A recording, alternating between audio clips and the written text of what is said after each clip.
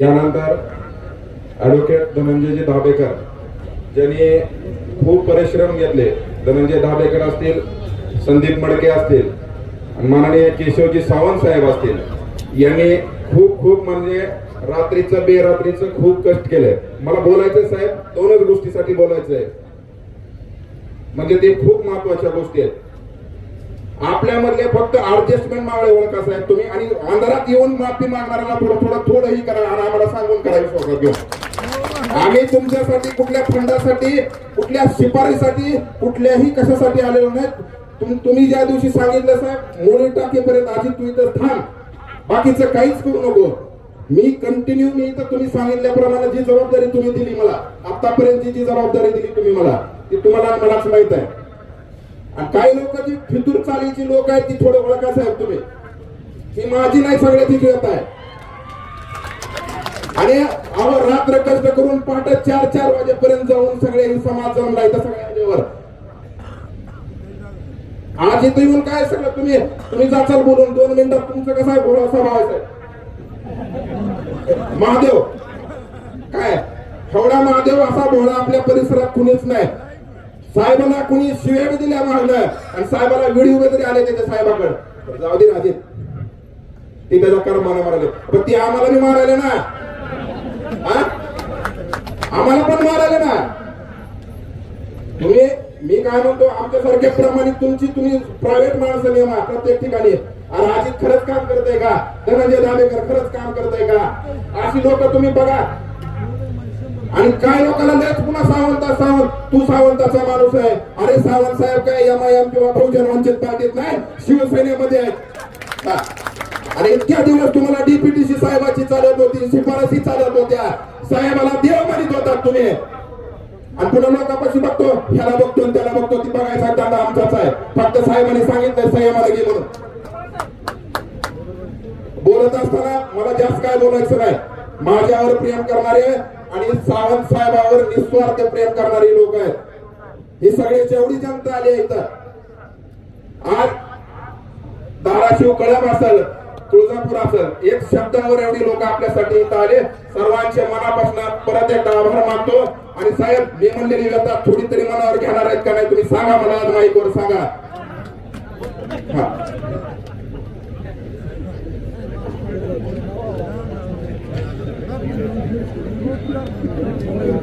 या भाषणानं साहेब खरं कार्यकर्ता मेळावा असल्यासारखं वाटतं.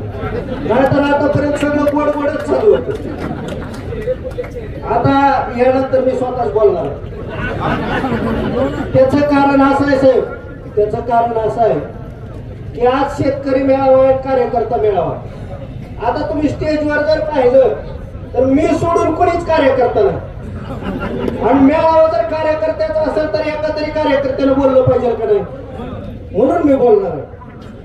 साहेब या कारखान्याची आम्ही लहान असतानाची थोडी पार्श्वभूमी अशी आहे जी ना, तर पार्श्वभूमी अशी आहे की साहेब ज्याच्या शेतात ऊस नाही, ज्याला शेत नाही, ज्याचे वडील या कारखान्यात नोकरीला नाही, ज्याची ऊसाला गाडी नाही, ज्याचा या कारखान्याशी संबंध नाही, असा सुद्धा माणूस रस्त्यावर उभा राहिला आणि बैलगाडी जर चालली तर तो सुद्धा माणूस म्हणायचा हे आपल्या कारखान्याला गाडी चालली.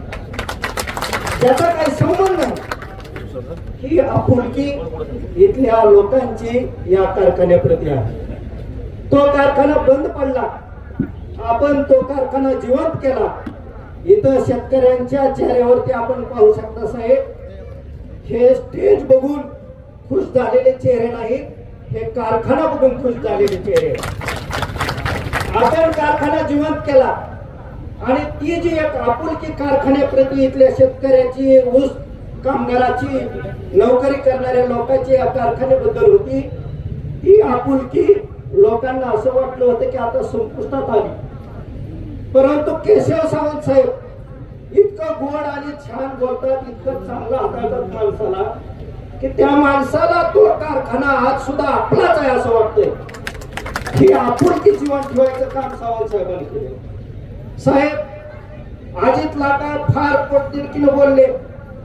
तुमचे भाषण आम्ही ऐकतो, तुमच्या भाषणामध्ये आध्यात्मिक आणि ऐतिहासिक संदर्भ लागतात.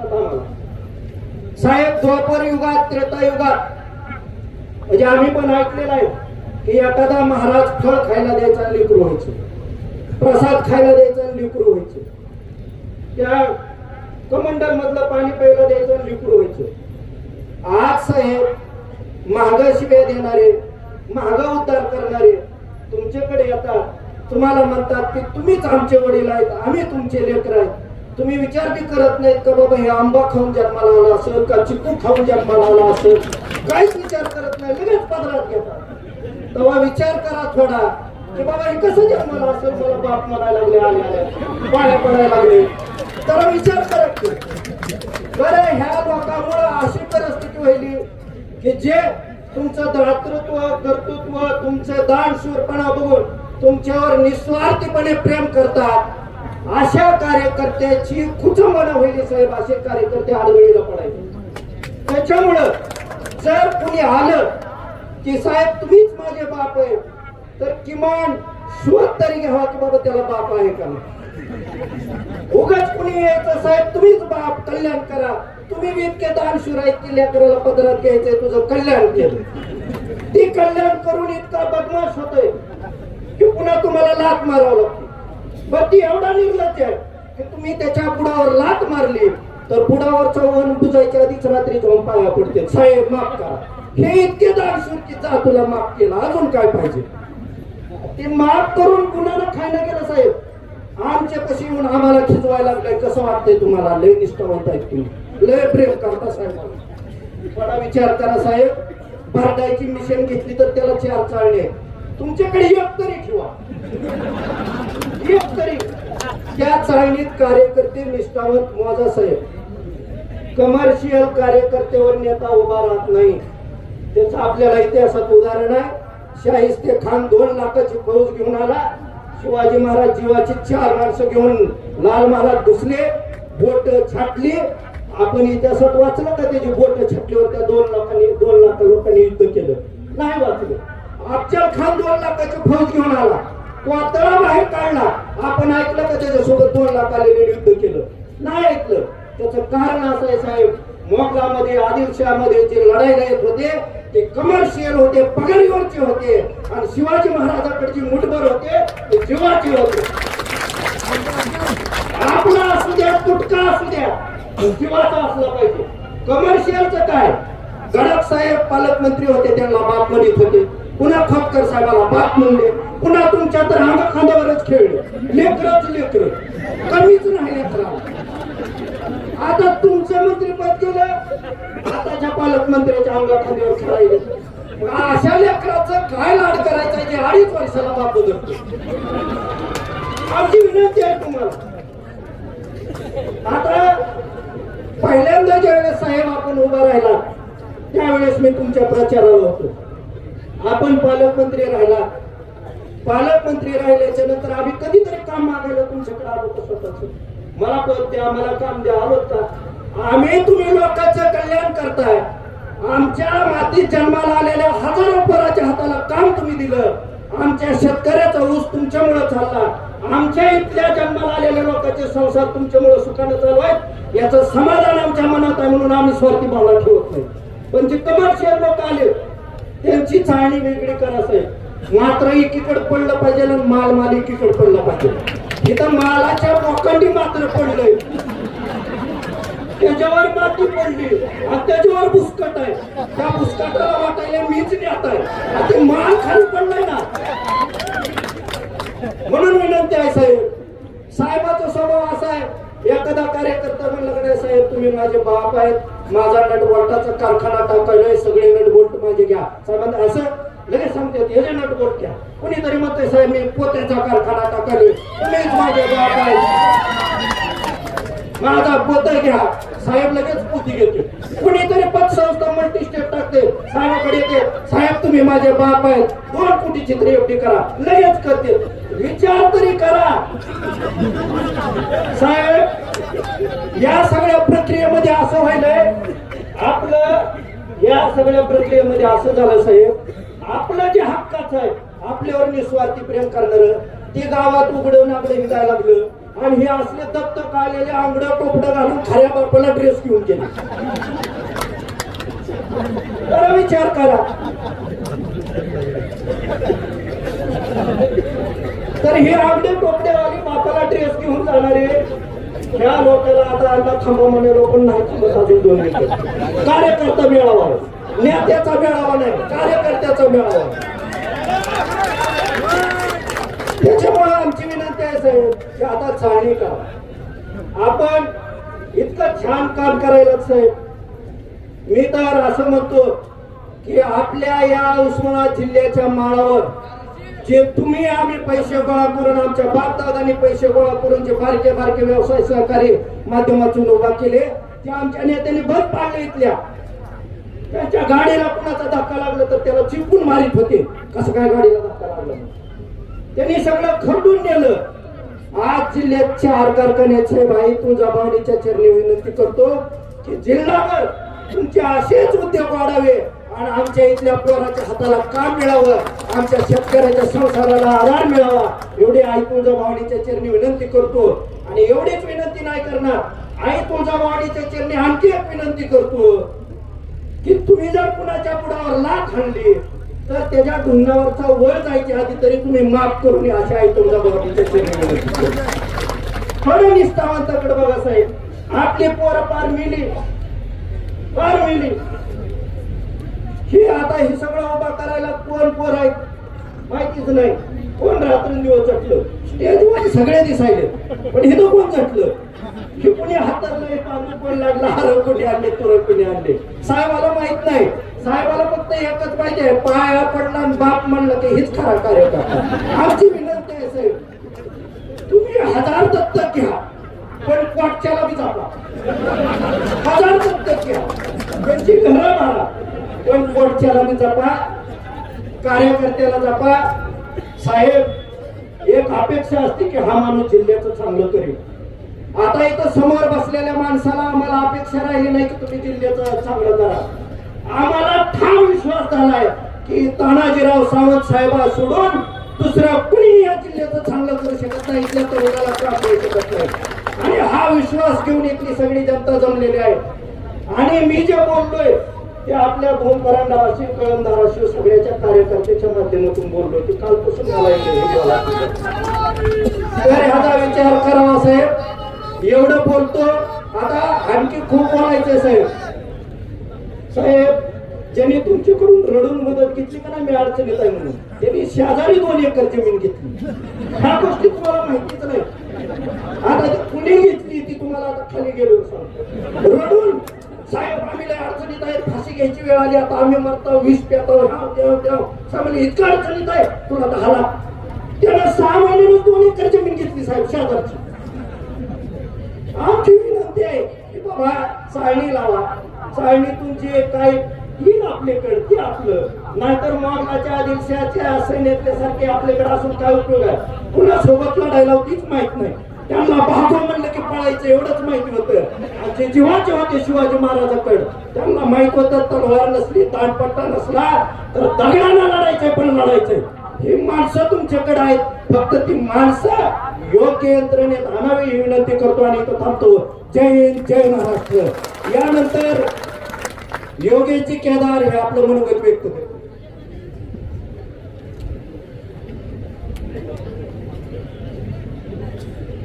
आता एवढा कार्यकर्त्याच्या भावना ऐकल्यावर आमच्या सरकारने काय बोलावं हा प्रश्न समोर आहे. पण सगळ्याचा जोश जरा वाढलाय. पण आपल्या महाराष्ट्राच्या स्फूर्तीदाता छत्रपती शिवाजी महाराजांचा पुन्हा एकदा आपण जयघोष करू. छत्रपती शिवाजी महाराज की. आवाज उद्या धाराशिवची शिवजयंती महाराष्ट्रात मोठी होते. धाराशिव शिवभक्तांचा जिल्हा आहे. माता मौल्याने तुमचा सुद्धा आवाज आणि असा रिस्पॉन्स असला पाहिजे. तानाजीराव सावंत साहेबांना वाटलं पाहिजे की हा ही माझे प्रेमी माणसं आहेत. छत्रपती शिवाजी महाराज की. छत्रपती शिवाजी महाराज की.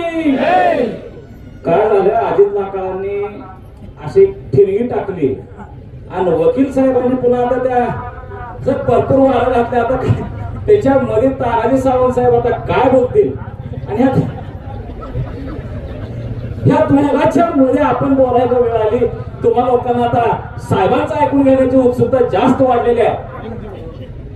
पण एक सांगू इच्छितो, आपल्या धाराशिव जिल्ह्याला सगळ्यात मोठी वाळवी लागलेली आहे घराणेशाहीची. ही दोनच घराणे, ताटीतलं वाटत वाटीत, वाटीतलं ताट, ताटीतलं वाटीत, वाटीतलं ताट.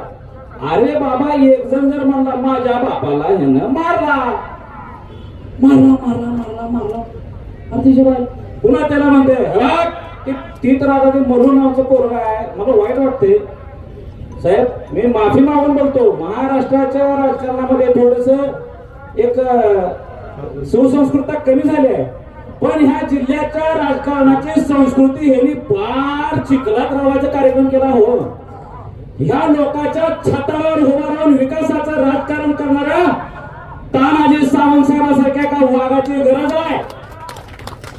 अरे तुम्हाला ज्यावेळेस पाहिजे असते त्यावेळेस गोड बोलून तुम्ही इथं शिवसेनेची युती करायला बघताय, आणि तुम्हाला ज्या दिवशी वाटते अरे आता आपली ताकद जरा वाढली, मग काय गरज आहे तानाजी सावंत साहेबांची इथं जिल्ह्यात काय गरज आहे?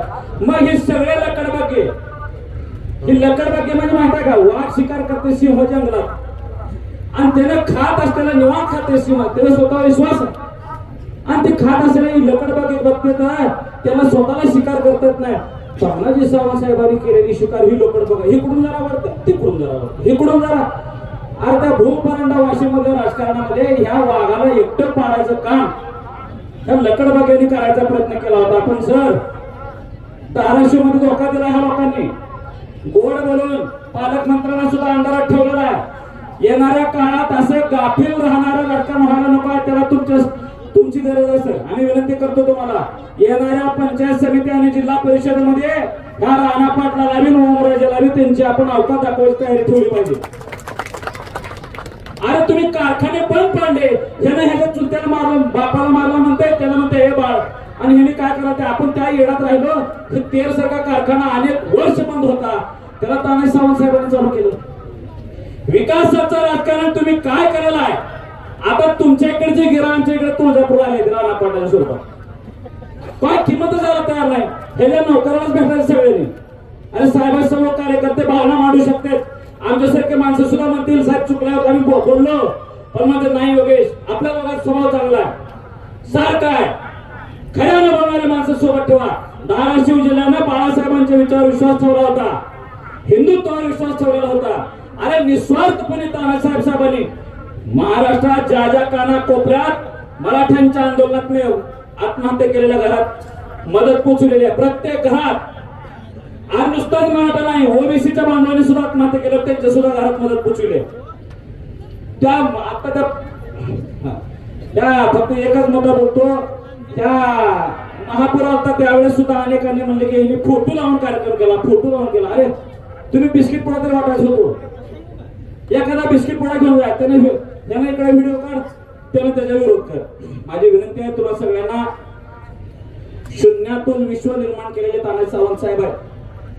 ह्या जिल्ह्यातला सगळ्यात मोठा तिस्मार खान म्हणणारा माझ्या समोर एकदा तानाजी सावंत साहेबांनी त्याला असा झापला होता, म्हणले माझ्या बापजादेची 10 एकर जमीन होती, ही जी सगळं महाराष्ट्रात उभा केलं नाही म्हणले, हे स्वतः जीवावर उभं केलं, तू असं काय बापजादेच्या इन्स्टिट्यूटवर नाही, आणि ह्याला सगळ्याला इस्तू लावलं तर चालेल, पण तू माझा नाद करून तुला संपिलेश्वर राहणार नाही, असं तानाजी सावंत साहेबांनी तर रूम मुलीच धमकी दिली. त्याचं नाव तुम्हाला मी नंतर कधीतरी सांगतो, थोडं काही काळ आपल्याला जुळते का बघायचा.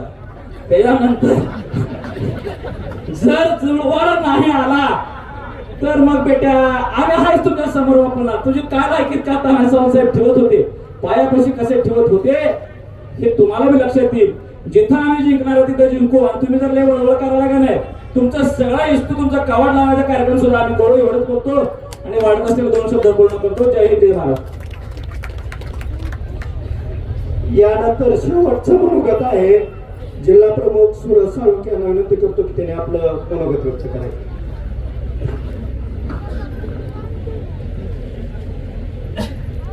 आजच्या बीडच्या या पावनभूमीमध्ये शिवसेना पक्षाचे आमचे नेते, उपनेते, महाराष्ट्र राज्याचे माजी आरोग्य मंत्री, शिवसेनेचा ज्यांना ढाया बाब म्हणून ओळखलं जातं असे आमदार तानाजीराव सावंत साहेब यांच्या नेतृत्वामध्ये आज जिल्हा परिषद पंचायत समिती निवडणुकीच्या अनुषंगानं जो विजय संकल्प मेळावा आयोजित केलं त्याबद्दल उपस्थित सर्व माझ्या माता भगिनी, शिवसैनिक बांधव, शेतकरी बांधव, सर्व पदाधिकारी यांचा मनापासून आभार मानतो.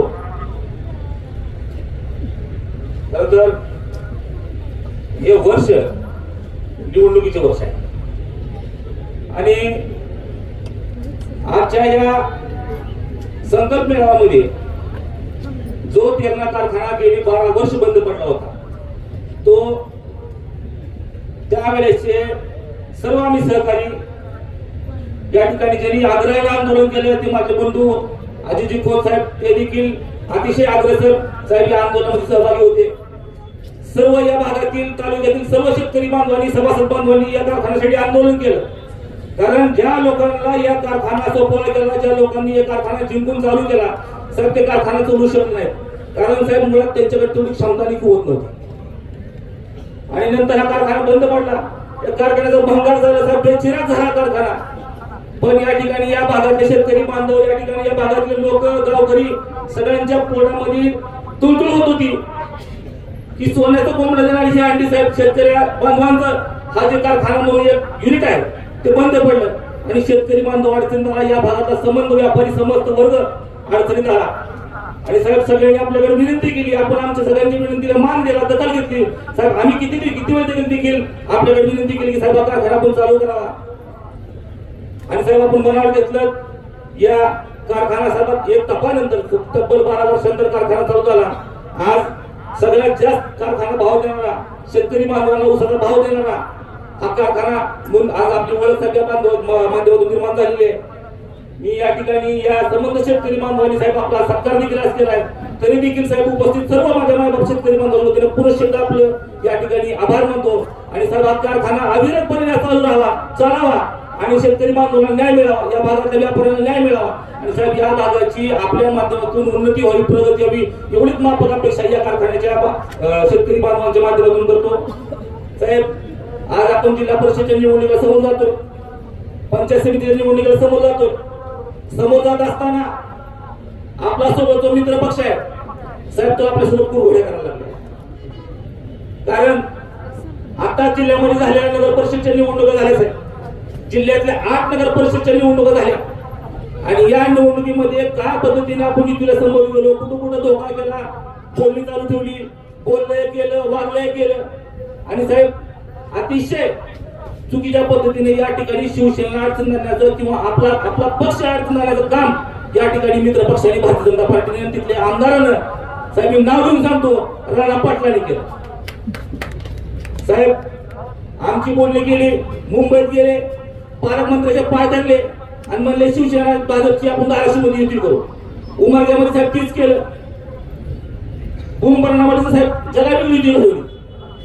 म्हणजे भाजप, अजित पवार गट, राष्ट्रवादी, उबाटा, MIM, काँग्रेस सगळे पक्षाला आपल्या युती पडले. पण साहेब त्यांना अजून तुमचा हवाला माहित नाही आणि साहेब आपण भूमचा गड आपण राखला आणि या ठिकाणी साहेब आज जिल्ह्यामध्ये 4 शिवसेना पक्षाच्या त्या ठिकाणी आपण नगर परिषद जिंकू शकलो. त्यामुळे साहेब सिंहाचा वाटा आपला आहे. मी नगर परिषदच्या वेळेस ज्यावेळेस साहेब माझ्या लक्षात आलं की या ठिकाणी गफलत होते, या ठिकाणी आपल्याला फसवलं चाललंय, मी साहेब पालकमंत्री साहेबांना कामावर घातलं. मी साहेब तुमच्या देखील कामावर घातलं की साहेब या ठिकाणी शिवसेना पक्षाला आपल्याला साहेब फसवलं चाललंय, भाजप या ठिकाणी आपल्या कुरघोडी करायला लागले. कारण या ठिकाणी त्यांचा प्लॅन वेगळा, बोलतात वेगळे, वागतात वेगळे. साहेब पहाटेच्या 3 पर्यंत आमच्याशी बोलणी चालू ठेवली, युती करू म्हणून साहेब आमच्याकडून जर नगराध्यक्ष पदासाठी उमेदवार होतून घेतात आणि फसवून जिंकलेली निवडणूक आज ही आपल्याला साहेब छाती ठोकून सांगायला लागले की आम्ही निवडणूक जिंकली. अरे तुम्ही फसवून आम्हाला जिंकलेली निवडणूक आहे, तुम्ही काय लय लोकांपुढे जाऊन विकास करून जिंकलेली निवडणूक नाही. कारण या ठिकाणी साहेब आम्हाला 16 ठिकाणी फॉर्म भरायला लावले.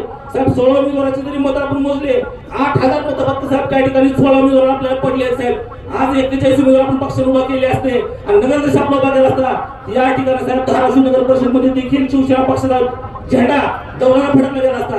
पण साहेब या ठिकाणी फसवलं गेलं. मी पालकमंत्र्यांना देखील अवगत केलं होतं, साहेब मी आपल्याला देखील वेळेला अवगत केलं होतं. त्या ठिकाणी आपल्याला ती फॉर्म देऊन फसवलं गेलं, नगराध्यक्ष पदामध्ये माहिती घडवली आणि पुन्हा आपल्याला फसवलं गेलं. तर साहेब आता असं परिस्थिती आहे सध्या या भाजपच्या जे नेते आहेत बापलेकर, राणा पाटील आणि मल्हार पाटील, साहेब दोघांच्या डोक्यात हवा बसते सत्तेची. डोक्यात आता हवा बसले ना त्यांचा आगामी येत आहे ना पुढचा नेता त्यांचा मंदार पाटील. आणि साहेब ही सत्ता त्याच्या डोक्याची घुसली आहे. तर मला असं वाटतं साहेब की आपण जिल्हा परिषदची सगळी जी घोडदौड आहे आम्ही साहेब सर्वांमध्ये जिल्ह्यातले तमाम आम्ही पदाधिकारी साहेब आपल्याकडे विनंती करतो की आपण धुरा आपण हातात घ्यावी साहेब, आपण पुढे व्हावं आणि या जिल्हा परिषद मध्ये शिवसेना पक्षाचा झेंडा आपण दाखवावा. कारण साहेब तुमच्याशिवाय शक्य नाही. नाहीतर साहेब हा भाजपचा आमदार राणा पाटील आपला पक्ष संपवल्याशिवाय राहणार नाही. त्यांनी साहेब चालू केलेला आहे. त्यांनी प्रत्येक मित्र पक्ष संपवण्यासाठी त्यांनी सुरुवात केली आहे. याचा प्रत्येक सर्वांना झालेल्या निवडणुकीत आलेला आहे. कारण साहेब त्या ठिकाणी आम्ही एवढं कच्चे नाही साहेब. 8,000 मतांचा उमेदवार आम्हाला पडलेला आहे. 41 उमेदवार 83 कदाचित आम्हाला 11 ते 20,000 पर्यंत गेला असता. असो साहेब तिथं झालेली बदलणार नाही. पण ज्या भाजपनी आमदारांनी आपल्याला या झालेल्या निवडणुकीत फसवलंय तर आता तरी साहेब जिल्हा परिषद निवडणुकीत त्यांनी आपल्याला फसवू नये.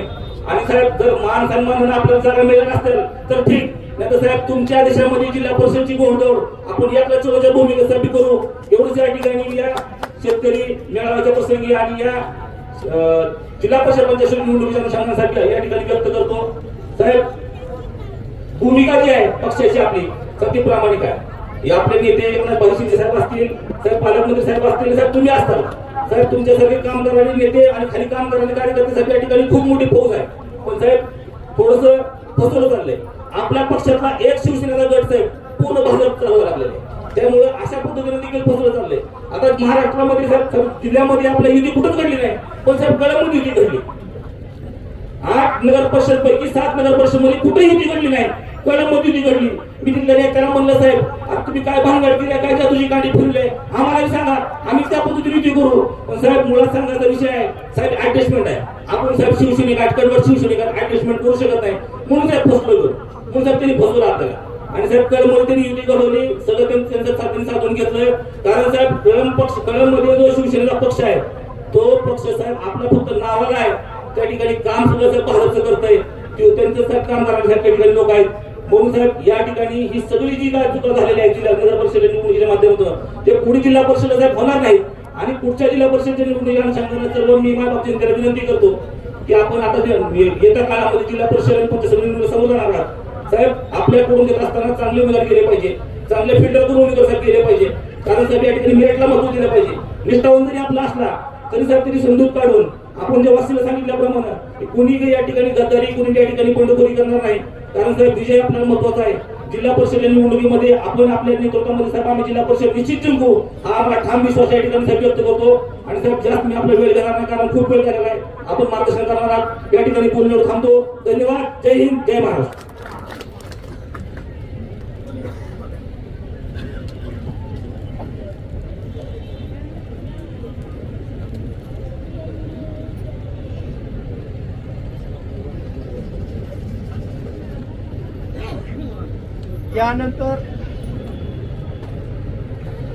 यानंतर आपण ज्यांच्या भाषणाची उत्सुकतेने वाट पाहतात ते आपले माजी आरोग्य मंत्री माननीय श्री डॉक्टर तानाजीराव सावंत साहेब यांना मी विनंती करतो की आपण या सभेला संबोधित करावं.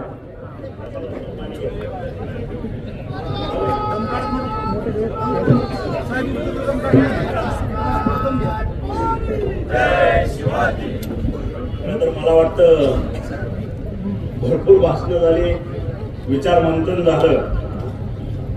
मला वाटतं जेवण झाली की नाही मला माहित नाही. आता वाजलेत 2-2:30. काही जेवायचे असतील त्यांना नम्र विनंती करतो की थोडा अर्धा तास थोडी कळ धरा. लोक इकडे तुमची वाट बघत बसला जसं जाल तसं तुमच्या हातात ताट मिळेल, चिंता करू नका. आज हा जो शेतकरी मेळावा आहे पहिलं आयोजक जे वकील साहेबांनी सांगितलं की आम्ही राबतो आणि हे करतो, तर त्या आयोजकांचं त्यांच्या सहकार्याचं आपल्या सर्वांच्या तर्फे त्यांना धन्यवाद देतो, त्यांचं अभिनंदन करतो. आज ह्या शेतकरी मेळाव्याला संबोधित करत असताना आपल्या महाराष्ट्राचं आराध्य दैवत कुलस्वामिनी आई तुळजाभवानी, भारताचं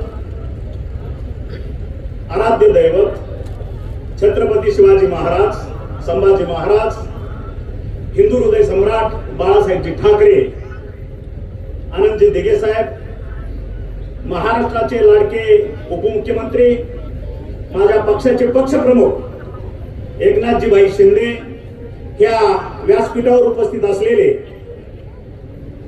धाराशिवचे जिल्हा प्रमुख दत्तांना साळुंके, सूरजजी साळुंके, सुधीरांना पाटील, गौतमजी लटके, भारतीताई गायकवाड, अजित लाटा, धनंजय दाभेकर, संदीप मडके, नितीन पाटील, अजित खोत, दिलीप सावंत, अमोल पाटील, राहुल पाटील, गणेश जगताप, अमोल माकोडे, युवा सेनेचे ईश्वर शिंदे, संतोष जगदाळे, अमोल जाधव, भरपूर नाव आहेत. कसं आहे, कुणाचं नाव राहिलं तर पुन्हा ते लगेच चेहरे बालक करतील, त्यांचं लक्षच लागणार नाही पुन्हा भाषणाकडे.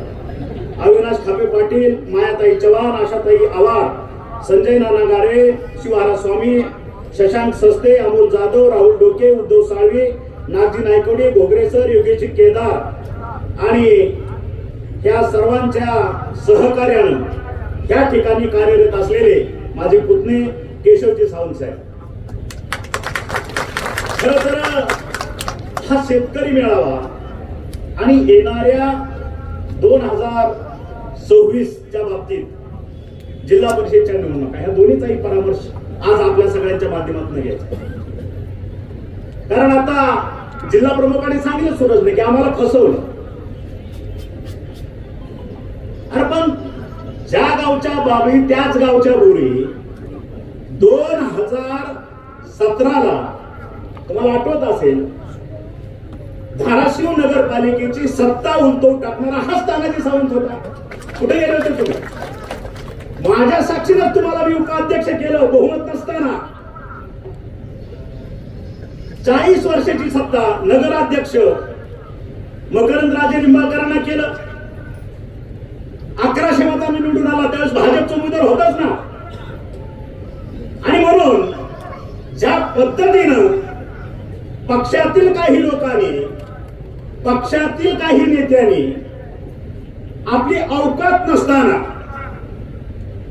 पंगा घ्यायचा प्रयत्न, बाजूला करण्याचा प्रयत्न जो केला त्याची झळ त्या नेत्यांना नाही बसली, त्याची झळ माझ्या सर्वसामान्य शिवसैनिकाला बसली. आज पाय टाकायला जागा ठेवला नाही तुम्ही त्या ठिकाणी. ही सुद्धा एक नीती आहे, ही चाणक्य नीती असते. बोलवत ठेवणं, घुमवत ठेवणं. तुम्ही का बळी पडला सगळेजण?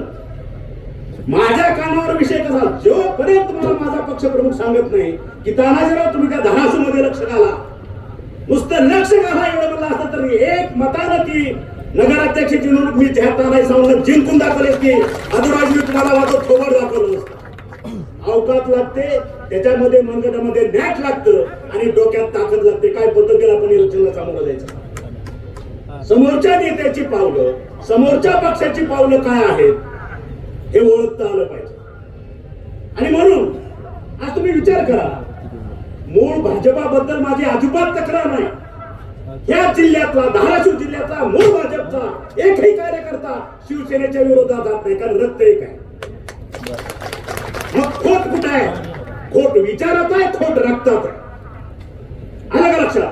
आज तो हुंड आपल्या मंडपात घेतला भाजपवाल्यांनी, पण त्यांना माहित नाही एक दिवस हाच हुंड सत्तांतर झाल्याबरोबर दुसऱ्या मंडपात जाणारा हा पहिला हुंड असेल या जिल्ह्यात. हे भाजप नाही ओळखलं पाहिजे. आमची भाजपच्या मूळ लोकांविषयी, RSSच्या लोकांविषयी अजिबात तक्रार नाही. परत एकदा सांगतो, पण विचारातली खोट, नियतीतली खोट, विचारातली अशुद्धता हे तुम्हाला ओळखता आलं नाही. हे त्यांचा यश आहे, हे तुमचा अपयश आहे. हे पहिलं मान्य करा, हे पहिलं मान्य करा. आणि म्हणून जर 100-150 किलोच्या पैलवानाबरोबर जर 40 किलोचा पैलवान तुम्ही ताकदीला उतरवला, समोर तर तुम्हाला कणगळीवरतीच खेळत नेणार ना. तुम्ही फडात किती जरी फिरला दंड आपटेल ती बघतच बसते तुमच्याकडे. त्याला माहित आहे 1.5 मिनिटात चितपट करायचं आहे, पण लोकांना बी खुश केलं पाहिजे. आणि म्हणून तुम्हाला पहाटे 3 पर्यंत खेळवत ठेवलं. सगळे तुम्ही मूर्ख कसे निघाले? मुंबईतल्या पक्षाच्या नेत्यापासून गल्लीतल्या शाखा प्रमुखापर्यंत तुम्ही मूर्ख का निघाले? का तुम्ही जाणून बुजून मूर्खपणा स्वीकारला? हा माझा सवाल आहे. युती पहिल्या दिवशी धुडकून लावून 1+1=40 41चे 41 होते. माझा शिवसैनिकाच्या रक्तात लढवाया पण आहे, लढायचा गुण आहे. यश अपयश आम्ही नंतर बघतो, त्याचा कधी मुलाहिजा आणि त्याचा हिशोब माझ्या शिवसैनिकांनी केला नाही. कारण बाळासाहेबांचा शिवसैनिक हा निवडणुका जिंकल्या पाहिजे, सत्तेत गेला पाहिजे, ह्याच्यासाठी कधी 60 वर्ष लावला नाही. ज्या ज्या ठिकाणी अन्याय होतो त्या त्या ठिकाणी माझा शिवसैनिक तर हातावरती सीट घेऊन पहिला उभा राहतो. हा बाळासाहेबांचा शिवसैनिक सत्तेसाठी तो जन्मलेला नाही. आणि म्हणून बाळासाहेबांची शिकवण कुठली शिकवण आहे? 80% समाजकारण आणि 20% राजकारण, ही भूमिका बाळासाहेबांची. आणि मग मी असं म्हणेन, प्रश्नचिन्ह उभा करतो या आपल्या इथल्या नेत्यावरती. तुम्ही 80%चा विचारच करत नाही, तुम्ही फक्त 20%च्या मागे लागलेला आहे. आणि हे मला मान्य आहे. माझं पहिलं ध्येय 80% आहे, पहिलं ध्येय 80%. आता सगळ्यांनी सांगितलं हा बंद पडलेला कारखाना चालू केला, तो बंद पडलेला कारखाना, 3 कारखाने बंद पडले होते ह्या जिल्ह्यातले, 3ही चालू केले. त्याचा परिणाम काय झाला बघताय तुम्ही. आज 5-6 हजार टन हा कारखाना सुरू झाला. आज शिवशक्ती तो 2000 सुरू आहे, नरसिंह तो 2000 आता सुरू आहे. हे कारखाने किती टनाने सुरू होतात ह्याच्यापेक्षा ह्या भूमीची, ह्या ढोकीची, ह्या तेरची, बाजारपेठेची गेल्या 12 वर्षामध्ये काय अवस्था झाली होती हे सर्वांनी बघितलं. ओस पडलेला भाग होता ह्या ठिकाणी. जी लोक ह्या ठिकाणी आमचे खापे असतील, आमचे खोप साहेब असतील, आज फिरत होते, चिलारी डोक्यावड्या चिलारी होत्या, पाऊल टाकता येत नव्हता. हा परिसर आज, हा परिसर ज्याचा तुमचा आशास्थान आहे, तुमचा स्वाभिमान आहे, तेरणा हा सर्व 36,000 सभासदांचा स्वाभिमान आहे. तो स्वाभिमानी घाण टाकला होता आणि तरी आपण गप्प बसतो. त्याचं मला आश्चर्य वाटतंय. 36,000 सभासद झोकले, तुमच्या रक्ताचं पाणी करून आज 1000 रुपयाचा शेअर तुम्हाला आज स्वस्त वाटत असेल, कारण आज 1000 रुपयाला किंमत राहिली असं वाटतं. पण ज्या वेळेस ही जी निर्मिती केली, 1000 रुपयाची किंमत काय होती तुमच्या बाप जगाला माहित होती. 1000 रुपयाचा शेअर घेऊन आपल्या लेकरा बाळाची तोंड बांधून ह्या ठिकाणचा शेअर घेतला आणि हे पैसे उचलून पुणे मुंबईला लावले. आणि हे जी अवस्था 400 कोटीचा कर्जबाजारी करून हा कारखाना बंद पडला, तीच अवस्था डीसीसी बँकेची आहे. मगाशी सांगितलं खोत साहेब, पूर्ण दिवाळखोरीत बँक नेऊन टाकली. कधी प्रशासक बसेल ते माहित नाही, या महिन्यात बसेल का पुढच्या महिन्यात बसेल, ही अवस्था बँकेची. तीच अवस्था आपल्या दूध संघाची. ह्याचा अर्थ काय झाला की कुठलाही सार्वजनिक सहकारी संस्था हिने मोडून खाल्ल्या, स्वतःच्या लेकरासाठी वापरल्या आणि माझ्या लाखो शेतकऱ्यांना देशोधडीला लावला. ही ह्या औलाद आहे. हे ऐकायला गोड वाटतं, बोलायला बरं वाटतं, कोणीतरी बोललं पाहिजे, ऐकणाऱ्याला गुदगुल्या होतात. हे सगळं ठीक आहे. मग ह्याच्यातनं तुम्ही आम्ही काय शिकणार आहोत की नाही का फक्त ऐकून घ्यायचं, जाताना गाडी चर्चा करायची. याला सावंतांनी लय धुतलं बरं का, आणि घरी गेलं की विसरून जायचं. आणि त्या हेपूच्या पुढं मतपेटी पुढे गेले की पुन्हा कमळाला चिन्ह, ह्याचं चिन्ह, आणि कुठे गेला शिवसैनिक, कुठे गेला हृदयातला बाळासाहेब, सगळं विसरून जातात. ही खंत आहे आमची, ही खंत आहे. विकास कसा असतो, कसा करायला पाहिजे हा मी करून दाखवलाय. एक ध्यानात घ्या, कालच्या अतिवृष्टीमध्ये सगळ्यात जास्त पाऊस आज भूमपरांडा वाशीतच पडला. महापूर आली, 15 दिवस पाण्याला ओसर नाही मिळाला. आणि आज ती लोक सांगतात साहेब, जर तुम्ही 2016-17ला बाळासाहेब ठाकरे शिवजल क्रांती केली नसती, 1000 किलोमीटरचं नाला खोलीकरण सरळीकरण केलं नसतं, तर आज आमची गावाच्या गावं वाहून गेली असती आणि हजारो लोकांचे प्राण त्या ठिकाणी गेले. हे वास्तव आहे. केल्यानंतर त्यावेळेस कळलं नाही. ज्यावेळेस हे संकट ओढवलं त्यावेळेस आपल्या नेत्याची किमया, त्याचं कर्तृत्व तुम्हाला जाणवलं. आणि म्हणून माझी नम्र विनंती आहे, आज भूमपरांडामध्ये सुद्धा तुम्ही बघितलं असेल, इलेक्शन लागलेली नव्हती, नगर परिषदेची घोषणा होईल ही अवस्था होती. त्या सगळ्याच्या अगोदरच त्या जिल्ह्याच्या, जिल्हा म्हणेन मी कदाचित, एका मतदारसंघापुरता मर्यादित असणारा इथला आमदार भाजपचा त्यानं घोषणा केली एकला चलोरीची घोषणा केली. माझा शिवसैनिक, माझ्या शिवसैनिकेच्या कुठल्याही नेत्यानं माझ्या सहित, मी महाराष्ट्र राज्याचा शिवसेनेचा उपनेता आहे, आम्ही कुणीही युतीची भाषा केली नाही. कारण आमच्या पक्षात तेवढी शिस्त आहे. आमच्याकडे आदेश चालतो, आमच्याकडे व्याख्यानं चालत नाही. आमच्या पक्षानं आम्हाला कुठलंही अजून सांगितलं नव्हतं युती करायची किंवा नाही. त्याच्यामधून माझ्या कुठल्याही नेत्यानं त्या पद्धतीवरती भाष्य केलं नव्हतं. पहिलं भाष्य भाजपकडं आलं, एकला चलो रे, आम्ही कुणाशी युती करणार नाही. आणि मग हा तरी हाडाचा शिवसैनिक आहे. आम्ही मागायला पण आम्हाला बरोबर घ्या म्हणणारी माणसं नाही. हार होईल का जीत होईल हा नंतरचा प्रश्न आहे. आणि मग आम्ही भूम परिणामामध्ये जर तुम्ही बघितलं, भाजप असेल, शरद पवार राष्ट्रवादी, अजितदादा राष्ट्रवादी, काँग्रेस, पुन्हा वंचित, आणखी जे काय असेल DMIM, सगळे पक्ष एकत्र. का? आम्हाला सावंताला ह्या ठिकाणीच थोपून ठेवायचं. सगळे एकत्र आले. गणपूरला भूममध्ये बी पुरवला, परांडेमध्ये बी पुरवला. मला शेवटच्या क्षणी 2 दिवस सूरजला फोन करून सांगितलं की साहेब इथं लक्ष घाला, धाराशिवमध्ये गोंधळ होण्याची शक्यता आहे. म्हणजे सूरज, मला नेत्यानं कुठलाही आदेश दिलेला नाही. धाराशिवच्या बाबतीत जो निर्णय घ्यायला होता तो निर्णय तुमचा पूर्ण चुकलेला आहे. आता त्या ठिकाणी डॅमेज कंट्रोल किंवा दुरुस्त होणं शक्य नाही आहे. त्याला सामोरं जा, नंतर बघू काय करायचं. आणि जी परिस्थिती झाली, 40 वर्षाची सत्ता उलटून टाकल्यानंतर आम्ही जो पायंडा पडला होता, शिवसेनेचा नगराध्यक्ष, शिवसेनेचा उपनगराध्यक्ष, बोलणी करताना चुकली. आपलं चालूतला नगराध्यक्ष, चालूतला उपनगराध्यक्ष होता, बोलणी करणाऱ्याला पहिला हे भाष्य करायला पाहिजे होतं. ही 2 पदं आमची, बाकीची खाली जी बोलणी करायची तुमची जी असेल ते आम्ही मान्य करतो. पण 2 नगराध्यक्ष आणि उपनगराध्यक्ष ही पदं शिवसेनेचीच असणार. बोलणी इथं चुकलेली. आणि तुम्ही बघा, मी परत रिपीट करतोय, जुनी भाजपवाले मला दाखव कोण आहे तिथं. आपलं आता या युतीच्या शासनाशिवाय चालणार नाही. ज्यावेळेस मी आताचे खासदार ओमराजे निंबाळकर यांना 2019ला चालू खासदाराचं तिकीट करून त्याला तिकीट दिला, निवडून आणला, यांना माती चालली, त्यावेळेस यांना कळलं की आता युतीशिवाय पर्याय नाही. तुम्ही बघितलं असेल, 19च्या लोकसभेनंतर लगेच उडी मारली आम्ही भाजपमध्ये आले. हे वास्तव आहे. आणि मग आता त्यांचा नशीब बलवत तर म्हणून 5 उंगल्या घिमे, ते कसं जिल्ह्यातलं भाजप ते चालवतात.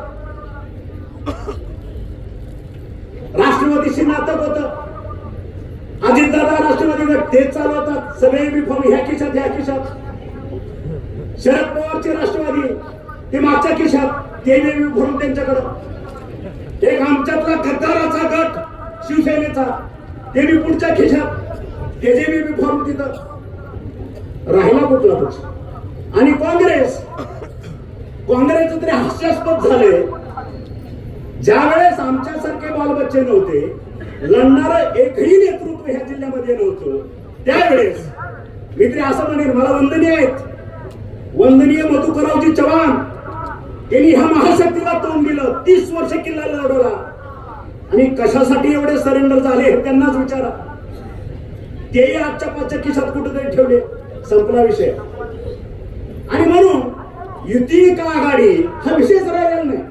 त्या ठिकाणी 5-5 पक्ष ज्यावेळेस एक माणूस घेऊन चालतो, हा कुणाचाच नसतो हे लक्षात ठेवा. कारण गद्दारी ही रक्तातच आहे, तो कुठल्याच पक्षाचा नाही. उद्या हा महायुतीचं सरकार जाऊ द्या किंवा कुठली अडचण येऊ द्या महायुतीच्या सरकारला, आणि आघाडीचं सरकार किंवा कुठली काय नवीन समीकरण जोड द्या, पहिला उडी मारणार हे बेडूक असेल, हे तुम्हाला सांगतो. कारण तत्व आणि नियत या दोन्ही गोष्टींचा अभाव असणारी माणसं आहे. विचार हा प्रकार नाही, तत्व हा प्रकार नाही. आणि त्याच्यामुळं आपण सावध होणं गरजेचं आहे. माझी कळकळीची विनंती आहे माझ्या सभासदांना तेरणेच्या, माझ्या बापाचा कारखाना नाही, तुमचा आहे. तुमच्या बापच्या द्याचा हा तेरणा कारखाना आहे. हा तुमचा स्वाभिमान आहे. मी फक्त निमित्त आहे. मी फक्त निमित्त आहे. तुमची इच्छाशक्ती एवढी तीव्र होती, 12 वर्ष तुम्ही तप केलं, 12 वर्ष वनवास भोगला आणि त्यानंतर तुमच्या इच्छाशक्तीला फळ प्राप्त झालं. हा 13 भैरवनाथने घेतो आम्ही तो चालू केला. माझ्या बापाचा नाही, हा तुमच्या बापाचा कारखाना, हे ध्यानात ठेवा. मी फक्त निमित्त आहे, मी कामगार आहे, तुमचा चालू करून दे. कसा चालवायचा काय? कामगार माझ्या घरात आणले मी. ऊस माझ्या एकट्याचा 5,000 एकर ऊस आहे, इथं मला ते गाळायचं आहे, काही नाही. माझ्या शेतकऱ्याचे लेकरं त्या ठिकाणी आनंदाने काम केलं पाहिजे, त्यांच्या टपऱ्या बिपऱ्या व्यवस्थित चालल्या पाहिजे, त्यांचे उद्योगधंदे चालले पाहिजे. आणि माझ्या शेतकऱ्याचा ऊस त्या कारखान्यानं, आसपासच्या कारखान्यानं जो भाव देईल त्याच्यापेक्षा 1 रुपया तरी तानाजी सावंत जास्त देणार, हा शब्द आज तुम्हाला मी देतो. मागं पुढे होईल, चिंता करू नका, शब्द आहे हा. आलं लक्षात? एका बापाचा पोरगा आहे तानाजी सावंत, 10 बापाचा नाही. विचार एक आहे, तत्व एक आहे. जो बोलतो तेच करतो, जे सांगतो तेच करतो, असं वावगत थापा मारणारी ह्या औलाद नाही. आणि म्हणून परत एकदा छाती डोकवून सांगतो, 36,000 सभासदांचा कारखाना, माझ्या नजरेनं महाराष्ट्रात सगळ्यात मोठा असलेला हा साखर कारखाना, आणि त्याचा गतवैभव मी प्राप्त करून देण्याचा प्रामाणिक प्रयत्न केला. आणि मग तुमची शक्ती तुम्हाला समजतच नाही. जसं हनुमानाला त्याची शक्ती कळत नव्हती, हनुमानाला शक्ती कळतच नव्हती, ते असं घाबरून बसायचं हनुमान कुठेतरी. बाकीचे त्याला त्याचं पूजन कर, त्याची आराधना कर, त्याची स्तुती कर, पण त्याला शक्तीहीन झाल्यासारखं वाटायचं. पण त्याच्यात प्रचंड शक्ती होती, की कोणीतरी जागृत करणं गरजेचं होतं. आणि म्हणून श्रीरामानं त्याला आठवण करून दिली, हनुमाना ज्या ज्या वेळेस तुला असं वाटेल त्या वेळेस फक्त जय श्रीराम म्हणायचं, तुझं सर्व शक्ती सर्व काही तुला पुनर्प्राप्त होईल. बरोबर आहे? थोडं आपण रामानच जाऊ. त्या पद्धतीनं आज जो माझ्या पुढे समुदाय बसलेला आहे, शिवसैनिक म्हणून किंवा तेरणेचा सभासद म्हणून, 36,000 ही ताकद आहे तुमची. 36,000 गुणिले 4 मतं धरा, 1,60,000 मताचे मालक आहात तुम्ही. हे जागृत व्हा, सावध व्हा, धोका समोर. आणि आपला विकास, आपल्या लेकराचं कल्याण कोणाकडे आहे त्यांच्या बरोबर करा. तुम्हालाच राज्य करायचंय, तुम्हाला सत्ता भोगायची आहे, मी फक्त निमित्त असणार आहे, हे ध्यानात ठेवा. आणि म्हणून आज हा मेळावा असेल, विजय संकल्प मेळावा असेल, पण हा विजय संकल्प मेळावा ह्याचं फाउंडेशन, ह्याचा पाया हे माझे 36,000 सभासद आहेत तेरणेचे, जो तुमचा स्वाभिमान. आणि परत एकदा विनंती करतो, आता दावेकर वकिलांनी सांगितलं, आलं पायाजवळ की तुम्ही त्याला माफ करता, आणि तो माझा स्वभाव गुण आहे. समोरच्या डोळ्यात मी अश्रू बघू शकत नाही. आज महाराष्ट्रातले कमीत कमी 500 ते 700 मुलं मी दत्तक घेतलेली आहेत.